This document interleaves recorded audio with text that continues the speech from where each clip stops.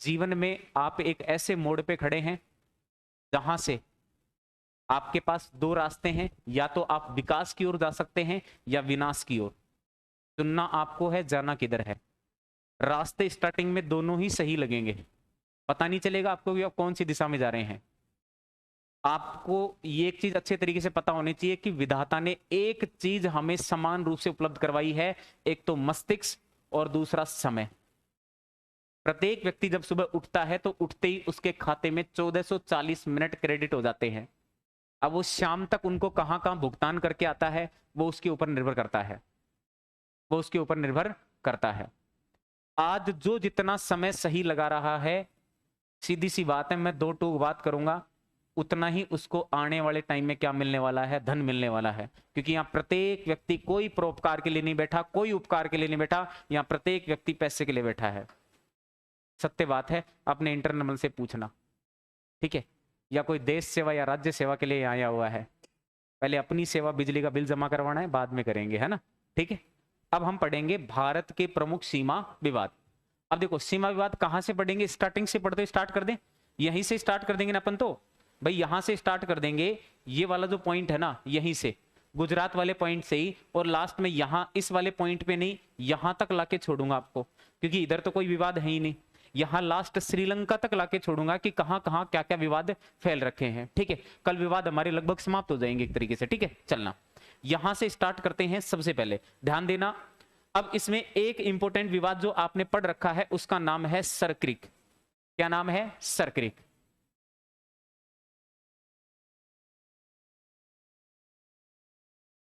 अब सुनना, सरक्रिक विवाद किस प्रकार से है, क्या है। इसी के अंदर देखो एक इंपॉर्टेंट चीज, ये दिख रहा है भारत आपको, ठीक है। अब ध्यान देना, यहां पे ये भारत वाला जो पार्ट है ना, इसका नाम है गुजरात। क्या नाम है? गुजरात। जहां भी समझ में नहीं आए पूछ लेना आराम से। यहां पे ये जो बॉर्डर शेयर हो रहा है ना, इधर ये वाला बॉर्डर, ये वाला बॉर्डर शेयर हो रहा है किसका? पाकिस्तान का। किसका हो रहा है? पाकिस्तान का। बात क्लियर है? यहां से ये वाला एरिया किसका है? पाकिस्तान का। अब एक चीज इंपॉर्टेंट ध्यान देने योग्य है, यहां पे जो सागर भरा हुआ है ना, ये वाला सागर कौन सा है? अरब सागर है। कौन सा है? अरब सागर। यानी इधर कौन पड़ता है? अरब सागर। अब यहां पे भारत का जो एरिया है उसका नाम है कच्छ। क्या नाम है? कच्छ। कच्छ गुजरात का जिला है क्या? इधर पाकिस्तान का जो एरिया पड़ता है उसका नाम है सिंध। क्या नाम है? सिंध। क्या नाम है? सिंध। और इस साइड से एक नदी आती है जिसका नाम है बाण गंगा। क्या नाम है? बाण गंगा। इस टाइप से यहां पे आके गिरती है, यानी बाण गंगा का मुहाना वाला क्षेत्र है। अब नदी दो प्रकार की होती है सर। कितने प्रकार की? दो प्रकार की। एक तो होती है डेल्टाई नदी और एक होती है एस्चुरी नदी। डेल्टाई का मतलब होता है कि कोई भी नदी अगर किसी सागर में गिर रही है तो सागर में गिरने से पहले वह छोटी छोटी धाराओं में बढ़ जाती है, छोटी छोटी धाराओं में बढ़ जाती है, और अपने साथ जितना भी मेटेरियल बहाकर लाई है ना उसको डिपोजिट करती है सागर में गिरने से पहले। और वह उस नदी का क्या होता है? डेल्टाई क्षेत्र होता है। जैसे गंगा नदी विश्व का सबसे बड़ा डेल्टा बनाती है, जैसे सुंदरवन का डेल्टा कहते हैं। जैसे आपने देखा होगा कि गोदावरी नदी राजमुंद्री आंध्र प्रदेश में चापाकार डेल्टा बनाती है। चापाकार डेल्टा क्या है? बनाती है। अब कुछ नदियां ऐसी होती हैं जो अपने साथ जितना भी मेटेरियल बहाकर लाई है ना उनको सीधा ही सागर में ले जाकर उड़ेल देती हैं। बाउंडेशन नहीं है नदी के लिए, कोई बाउंडेशन नहीं है। अगर उसकी इच्छा है तो वो डेल्टा बना सकती है, नहीं तो नहीं भी बना सकती। अब ये एरिया इसलिए डिसाइड होता है, अगर कोई नदी ढाल के विपरीत चल रही है ना तो मोस्टली वो नदी डेल्टा नहीं बनाएंगी, वो नदी एस्चुरी नदियां होंगी। जैसे भारत के अंदर नर्मदा है, ताप्ती है, ढाल के विपरीत चलती हैं, डेल्टा नहीं बनाती हैं, डेल्टा नहीं बनाती हैं, सीधे ही सागर में जाकर गिर जाती हैं। सीधे ही सागर में क्या है? जाकर गिर जाती हैं। एक ही धारा जाती है, सीधे सागर में गिर जाती है। बाणगंगा नदी भी कुछ इस प्रकार से ही है, सागर में जाके गिर जाती है। अब आपको एक चीज अच्छे तरीके से पता होनी चाहिए कि नदी के अंदर बेसिकली पानी मीठा होता है, लेकिन भाई राजस्थान है, इसमें कुछ भी हो सकता है। लूणी नदी मीठी मीठी निकल के आती है, लेकिन सागर में गिरने से पहले खारी हो जाती है। यही तो राजस्थान की विशेषता है, ये तो राजस्थान की क्या है? विशेषता है। अब एक चीज इंपॉर्टेंट, जहां पे ये नदी का मीठा पानी आया, ये वाला एरिया, और जहां पे सागर में ये जो पानी था कैसा था, खारा था।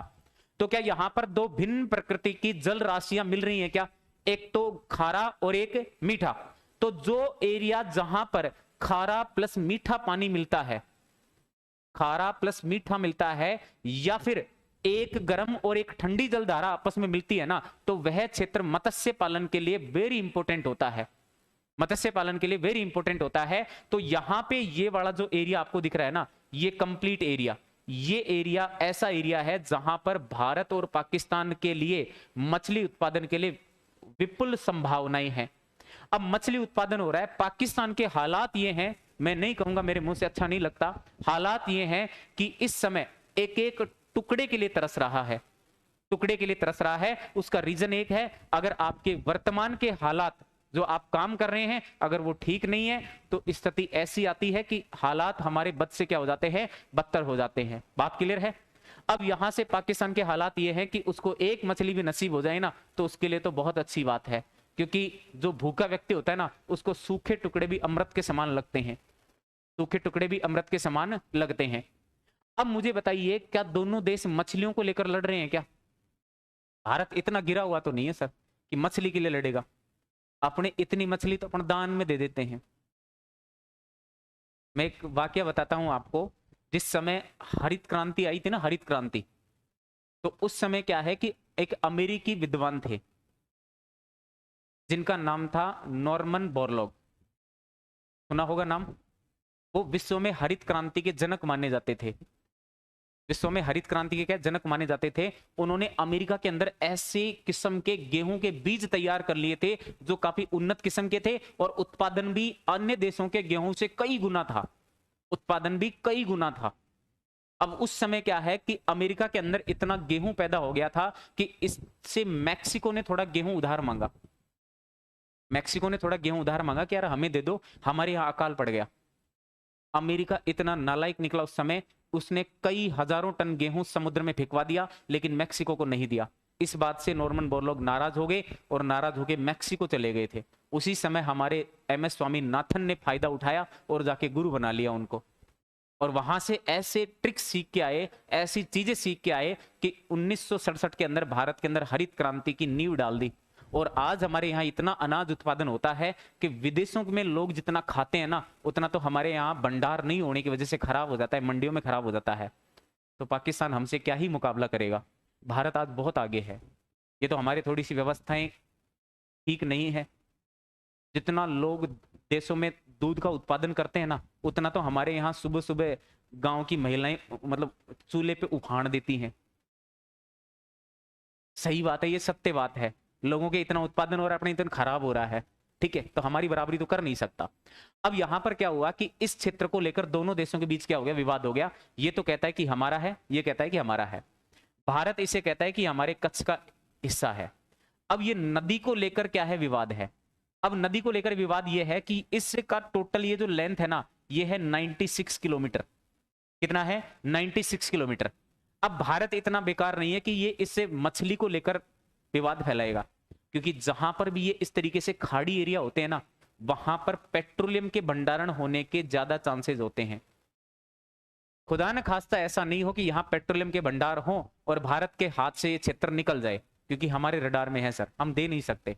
प्रेम से हमने, इन्होंने बार बार कोशिश की, जद्दोजहद की। 1968 में हमने इसको हमारी मर्जी से 10% दे दिया। सर्किट का 10% एरिया हमने इसको दे दिया हमारी मर्जी से। वो इसलिए दे दिया क्योंकि हमारे अंदर यहां उदारता है। 90% हमने रख लिया क्योंकि हमारे लिए काम का था। 10% दे दिया, कोई दिक्कत नहीं, गरीब आदमी है, पेट भर के खा लेगा। अब मैं एक सर्किट का एक छोटा सा वीडियो आपके सामने पेश कर रहा हूं, इसको थोड़ा सा ध्यान से देखना।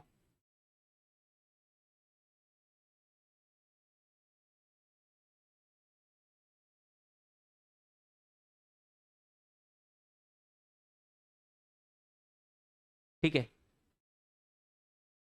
ये एरिया दिख रहा है आपको, ये पूरा का पूरा देखो लवणीय क्षेत्र दिख रहा है। कैसा दिख रहा है? लवणीय क्षेत्र। जगह जगह ये पूरा का पूरा सफेद दिख रहा होगा ना। ये देखो यहां पे, एक मिनट, ये आप देखिएगा, यहां पे ये भारतीय सैनिक हैं जो यहां पे क्या कर रहे हैं, पेट्रोलिंग कर रहे हैं। क्या कर रहे हैं? पेट्रोलिंग कर रहे हैं। कंप्लीट एरिया है ये। अब देखो एक व्यक्ति यहाँ पे देखो ध्यान से, ये किसको लेके खड़ा हुआ है? मछली को। यानी मेन मुद्दा पाकिस्तान ने तो क्या बना रखा है? मछली को। अब थोड़े दिन पहले हुआ क्या, यहां पर विवाद क्या हुआ कि इस साइड नदी का ये जो भारत वाला एरिया है ना, भारत ने यहां पर बहुमंजिला इमारतें बनाना स्टार्ट कर दिया। बीएसएफ का जो आपके बॉर्डर है उसने क्या कर दिया कि यहां पे कुछ ऐसी इमारतें बनाना शुरू कर दिया जिससे नदी के उस पार आराम से निगरानी की जा सके। पाकिस्तान इससे क्या हो गई? दिक्कत हो गई। क्या रहा, यहां पे आप बहुमंजिला इमारत बना रहे हो, ये तो हमारे लिए गलत बात है। लेकिन भारत ने कहा कि नहीं, मेरी जमीन में कुछ भी करूं, मेरी जमीन में कुछ भी करूं, आपको क्या दिक्कत है इससे? आपको क्या दिक्कत है? पाकिस्तान ने लास्ट शर्त ये रख दी अभी कि आप एक काम करो, कुछ भी मत करो, इस एरिया को आप ऐसे डिवाइड कर दो, ऐसे डिवाइड कर दो कि इस एरिया को कुछ इस प्रकार से कि यहां पे ये जो है ना, हमें पता है कि यहां से एक रेखा जाती है जिसका नाम है 23.5 डिग्री उत्तरी अक्षांश जाती है। क्या इसको अपन कहते हैं? क्या? कर्क रेखा। क्या कहते हैं? कर्क रेखा। ये एरिया आगे तक फैला हुआ है, आगे तक फैला हुआ है। एक काम करो, बोला इसमें कुछ भी मत करो, हमें इसका जो बंटवारा है ना आप 24 डिग्री उत्तरी अक्षांश के आधार पर कर दो। 24 डिग्री उत्तरी अक्षांश के आधार पर कि दक्षिणी एरिया आपका, उत्तरी एरिया हमारा, उत्तरी एरिया हमारा। भारत ने कहा कि आज भी नहीं होगा, कल भी नहीं होगा, आप मस्त रहो, आराम से मस्त रहो, क्योंकि हमने 10% आपको देना था वो दे दिया, 10% देना था वो दे दिया। अब सीधे बैठ के सुनना, प्रश्न क्या क्या बन सकते हैं इसमें। पहला प्रश्न आपसे पूछा जाता है सर्करिक क्या है? एक लवणीय क्षेत्र है। क्या है? एक लवणीय क्षेत्र है जहां पर मछली उत्पादन, मछली उत्पादन क्यों? क्योंकि एक तो खारा और मीठा जल आपस में क्या हो रहा है? मिल रहा है। दूसरा क्या है? पेट्रोलियम के भंडार होने के पूरे पूरे चांसेस हो सकते हैं, पेट्रोलियम भंडारण होने के पूरे पूरे चांसेस हो सकते हैं। सेकंड क्या है, यहां से पूछेगा कि इस सर्करिक की जो टोटल लेंथ है वो कितना है? 96 किलोमीटर है। कितना है? 96 किलोमीटर है। बात क्लियर है? फिर हमें एक चीज और ध्यान रखनी है कि इसका 10% एरिया भारत के द्वारा पाकिस्तान को कब दिया गया था?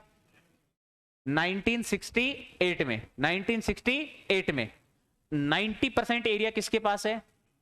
भारत के पास है। बात क्लियर है? एक चीज आपको ध्यान रखनी है कि पाकिस्तान इसका बंटवारा कितने डिग्री उत्तरी अक्षांश के आधार पर करवाना चाहता है? 24 डिग्री उत्तरी अक्षांश के आधार पर करवाना चाहता है। क्या भारत इस बात को मान रहा है? क्या नहीं मान रहा? तो बताइए, पहला विवाद सिंपली समझ में आ जाएगा क्या? कल मैं इसके और कुछ आपको थोड़े से ग्राफिक्स दिखाने का प्रयास करूंगा, समय का अभाव था इस वजह से कुछ एक्स्ट्रा ग्राफिक्स आपको नहीं दिखा पाया। बात क्लियर है क्या? अब देखो, इन विवादों से प्रश्न आने के पूरे पूरे चांसेज हैं। विवादों को हम सभी प्रकार से, मैं यहाँ डायग्राम भी आपके समकक्ष बनाऊंगा, कुछ वीडियो हैं वो भी मैं आपको दिखाऊंगा, कुछ यहां से ऐसे फैक्ट्स हैं जो हमारे लिए जानना जरूरी है, उन सभी फैक्ट्स को आपके सामने रखूंगा। अब समस्या ये है, थोड़ा सा मैं जो सीमा विवाद पढ़ाऊंगा हो सकता है किसी पुस्तक से वो मैच ना हो, मैं घर से नहीं बना के लाया, घर से तो नहीं बना के लाया, वही है जो मार्केट में ऑथेंटिक है। मार्केट में क्या है? ऑथेंटिक है। बात क्लियर है? तो हो सकता है आज का जिनका पहला क्लास था थोड़ा बहुत कम समझ में आया हो, लेकिन धीरे धीरे कंटिन्यूटी होने पर समझ में आ जाएगा। अब ऐसे कितने हैं, एक जनरल बात कर रहा हूं, जो कंटिन्यूसली पहले दिन से क्लास ले रहे हैं, ठीक है? मेरे विषय से या मेरे से कोई समस्या? साहब बोलो ना, क्या दिक्कत है? कोई दिक्कत नहीं है ना? सर मैं चाहता हूं हमारी और आपकी ये बॉन्डिंग लास्ट तक बनी रहे, लास्ट तक बनी रहे, क्योंकि दूरी हमें थोड़ी ज्यादा चलनी है और हमारा फोबिया ये होता है कि हमें ज्योग्राफी कभी समझ में ही नहीं आई। लेकिन जैसे जैसे टॉपिक्स पढ़ेंगे, मैंने जब पहले दिन पढ़ा था ना, मैंने आपको बताया था मैं भूगोल का विषय नहीं रहा मेरा, क्योंकि मैं संस्कृत का विद्यार्थी था, तो मुझे भी पहले दिन तो ऐसे लगा था कि यार ये थोड़ा महाभारत है, समझ में नहीं आएगा। लेकिन बड़े प्रेम से इसको जाके इससे दोस्ती की ना, सारा समझ में आ गया। तो इससे दोस्ती करनी है, आराम से समझना है। किसी इंसान से दोस्ती करने से अच्छा है आप किताबों से दोस्ती कर लो, धोखा नहीं देंगे, धोखा नहीं देंगे। इंसान तो दूसरे दिन छोड़ के भग जाएगा, कोई भरोसा नहीं है।